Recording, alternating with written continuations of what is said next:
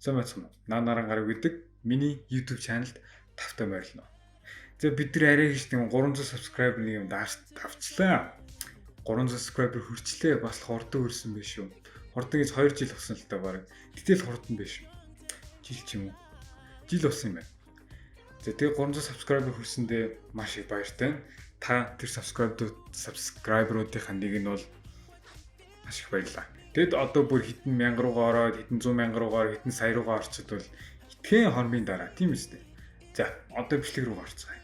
Өнөөдрийн бичлэг дээр бид нар юу хийх вэ гэвэл юу ярих вэ гэвэл ном яаж уншдаг болох вэ? Ном яаж уншдаг зуршилтай болж байнга ном унших дуртай болох тийм зуршилтай болох вэ? За мэдээж ном унших бол маш хэцүү. Энэ бол амархан зүйл биш. Гэхдээ энэ дэлхийн хамгийн их rewardтай хамгийн их шагналтай зүйлүүдийн хамгийн шагналтай хэцүү зүйлүүдийн нэг нь юм. Ном унших нь таны амьдралд маш их хэрэгтэй, маш их чухал, таны амьдралыг бүр маш хурдан өөрчилж чадна, таны амьдралыг маш сайн хөгжүүлж чадна. Би өөрөө болохоор ном уншиж эхлээд одоо 3 дахь жил рүү өгч чинь. Одоо эдүүсийг уншаад бараг 2-3 жил болчихлоо. Тэгэд энэ цаг хугацаанд хэр их юм сурсан, хэр их юм мэдж авсан, хэр их юм миний амьдрал өөрчлөгдсөн, хэр их өөрийгөө хөгжүүлж чадсан, хэр их өөрийнхөө амьдралыг хөгжүүлж чадсандаа бүр хэлж баршгүй тийм их ашигтай болсон юм.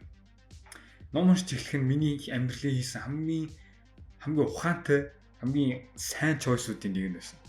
Тэгээ ном уншиж эхлснээс хойш бүр хувийн хөгжилтөнд маш их дуртай болоод ер нь тэгээ явсаар хагаад одоо энэ ихс төрж байгаа. Тэгээд номнууд намайг хувийн хөгжилтөнд оруулсан шиг, миний амьдралыг хэр их өөрчилж чадсан шиг, таны амьдралыг яаж өөрчлөх, таны амьдралд ямар нөлөө үзүүлэх талаар би мэдэхгүй. Та өөрөө тэрийг туршиж үзчихэж таны амьдрал өөрчлөгдөж, таны амьдралын шин зүйлийг experience хийх болно. Ном уншиж эхлэх нь хэр хэцүүч би тантай хамт энэ бичлэгээр дамжуулан таныг ном уншдаг зуршилтай болгоход бэлэн байна. Эхэлцгээе.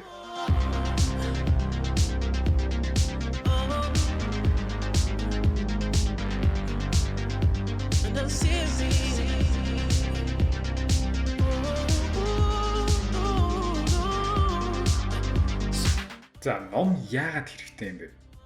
Энэ бол мэдээж асуулт. Ном яагаад хэрэгтэй гэдэг баг хүн болгон мэдэх баг. Гэтэ би зүгээр хэлчихье дахиад.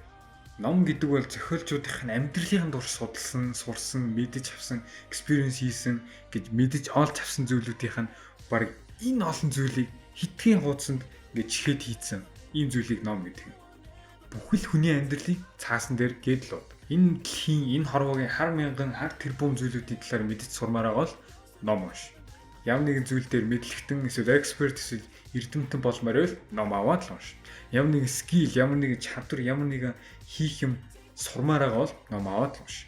Энэ дэлхий дээр таны сурмаар байгаа зүйлийн талаар ном байхгүй гэж байхгүй. Энэ дэлхий бүх зүйл бидний бүх мэдлэг, бүх мэддэг зүйлсүүд бүгдээр ном дээр л байна.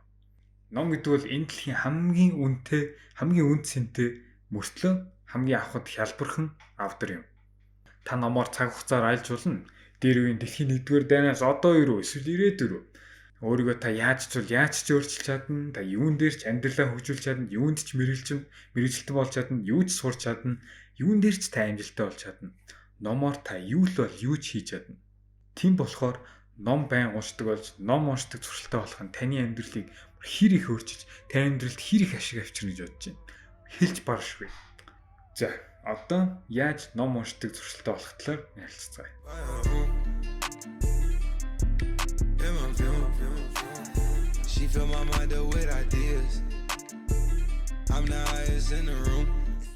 За ном уншдаг болохын тулд бидний хамгийн түрүүнд мэдэх ёстой зүйл юу вэ гэвэл 2 минут руу. 2 минутын дөрөв. Хүн ном уншин, эсвэл даалгавар хийн, эсвэл хичээлээ ажил хийн, дасгал хийн, хүн түнд юм хийн, юм сурах гэх мэт эдүүсийг бодохоор мэдээж хүн болгоно жоон залхам хүрдэг. Би ч сан хаяа жоон бодохоор залхам хүрдэг. Гэтэ энэ залхуурл нь яг юунаас болдог вэ? Энэ ном уншмааргүй байгаа, дасгал хиймээргүй байгаа, энэ том зүйлүүдийг хиймээр байгаа яг юунаас болдог вэ? Бидний бодож үзэх юм бол хитрхи цаг зарцуулагдана, эсвэл хитрхи энерги зарцуулагдана гэж боддог. Тэгээ бид нар тэгж мэдэрдэг болохоор залхам хурж эхэлдэг юм.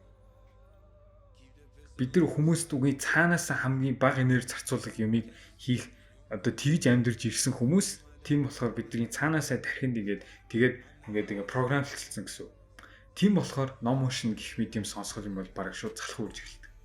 Хүн цаанаас ийм болохоор цаанаас хамгийн амархан замыг сонгодог тийм програмчлалтай болохоор бид нар ном уншиж эхлэхийн тулд шууд 30-40 минутаар биш 1-2 бүлгээр биш шууд 2-3 дор сууж ихтэй 2-3 ном уншиж дуусгах биш.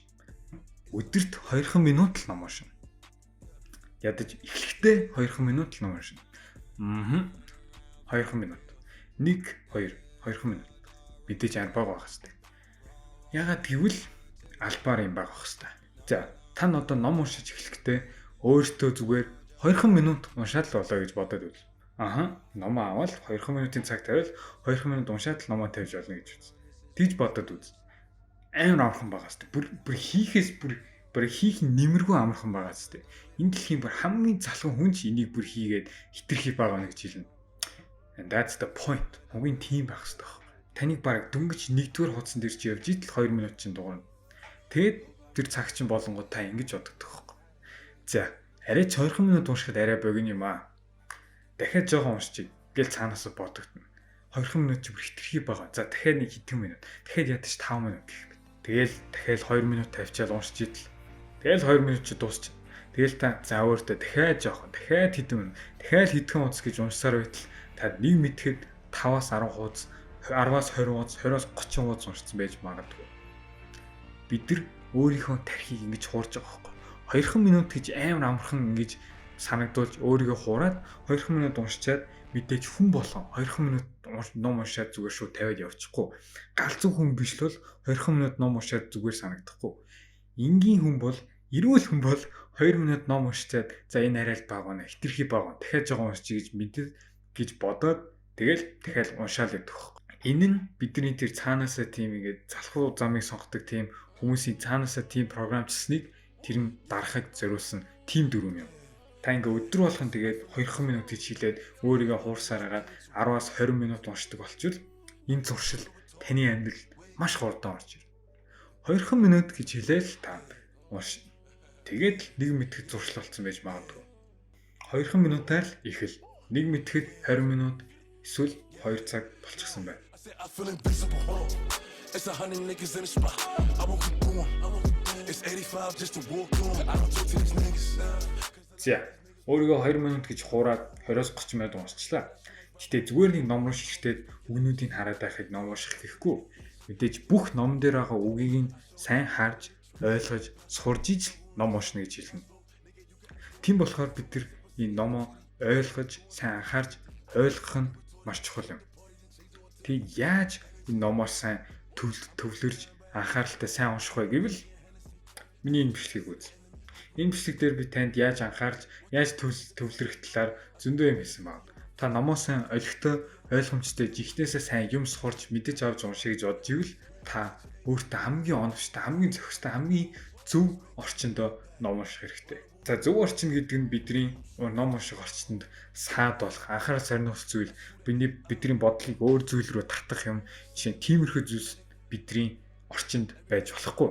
Жишээ нь компьютер, утас, тоглоом ч юм уу юу ч байсан бидний анхаарал сарниулах зүйлс бидний ном уншдаг орчинд байж болохгүй.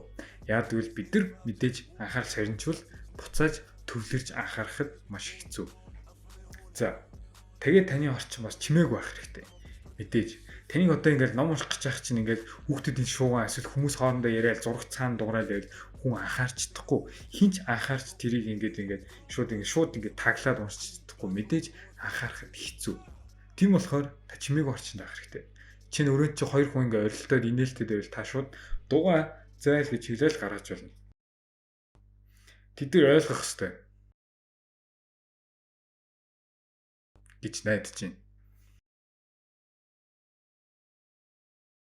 За тэгээд таны орчин уншихад тухтай байх хэрэгтэй. Мэдээч хүн тухгүй газар уншаал те коридорт ч юм уу те гудамжинд ингээл хатуу шалан дээр ч юм уу хатуу хан дээр ингэж хвтэл уншихаас илүү мэдээж өрөөндөө те ном уншдаг орчиндөө сайхан зөөлөн сандал дээр ингээд тухтай уншсан нь мэдээж хамгийн сайн. Яг л таны бие чинь тухтай байвал таны тархи чинь тухраад тэгээд та ингээд тухлаад номондоо илүү сайн анхаарч ингээд таны тархи чинь миний бие юм байна, миний бие тухгүй байна гэж бодохын оронд ном дээр төвлөрж анхаарч чадах юм.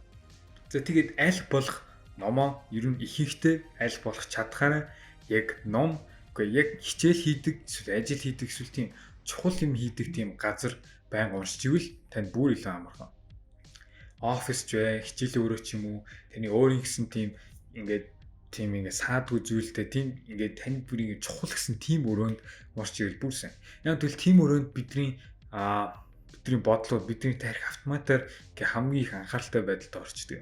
Тийм болохоор бид нар ийм одоо чинь офистоо ингээд хичээл хийдэг өрөөндөө чинь гадаа зүгээр ингээд машины хажууд машин дотор уншиж байгаас илүү мэдээж илүү productive, илүү үр дүнтэй, илүү үр бүтээлтэй. Тэгээ үр бүтээлтэйгээс гадна та ингээд байнга нэг газрыг уншаа сурчвал танд зуршил болгоход бүр илүү амархан. Тэгээ яг өөртөө тийм тохирсон сайн анхаарч төвлөрж болохоор тийм оновчтой орчинд ном уншиж ийж та энийг улам сайн илүү хурдан зуршил олгож энийг илүү үр бүтээлтэйгээр цагаа өнгөрөөж болох юм. Оновчтой орчинд байх хэрэгтэй.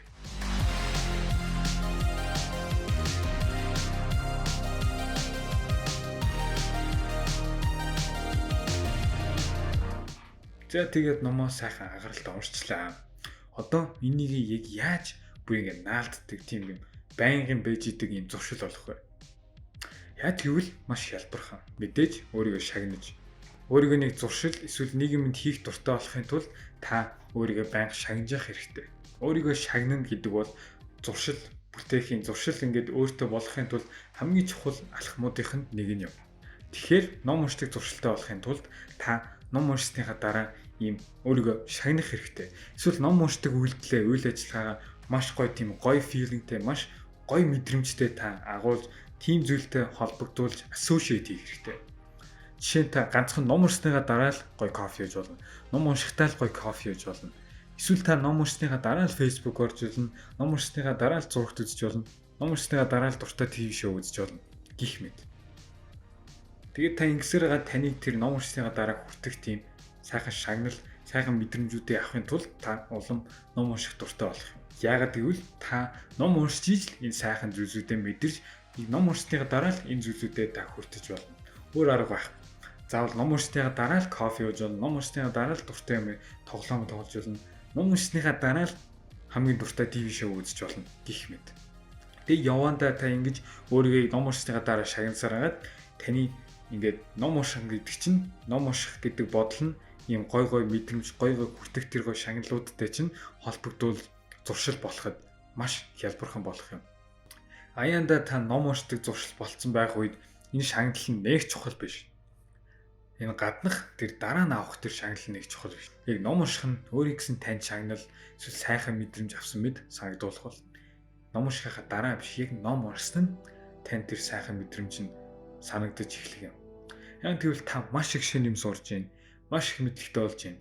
Өөрийнхөө амьдралыг маш сайнаар хөгжүүлж, өөрийнхөө амьдралыг өөрчилж байна. Энэ бодол нь дангаараа таныг улам ном унших дуртай болгож, улам ном уншихад чинь тусалж өгөх юм. Ном унших нь өөрийн гэсэн маш сайн шагнал юм. Миний бичлэг үзсэн танд баярлалаа. Зөндөө юм сурсан байх гэж найдаж байна. Зөндөө юм ойлгосон байх гэж найдаж байна. Тэгээд энэ гурвуулгийн та хэрэгжүүлж ижил ном уншдаг зуршилтай болох юм. Миний бичлэг үзсэн танд баярлалаа. Тэгээд дахиад 300 subscriber хүргэж өгсөн танд маш их баярлалаа. Тэгээд таалагдвал та лайк хийгээ, комент хийгээд, subscribe хийгээд, бүр таалагдвал найзтайгаа share хийгээд улам тэгээд энэ мэдлэгээ ингээ хүмүүст тарааж өгөөрэй. Миний бичлэг үзсэн танд баярлалаа. Дараагийн бичлэгтэр уулзцгаая.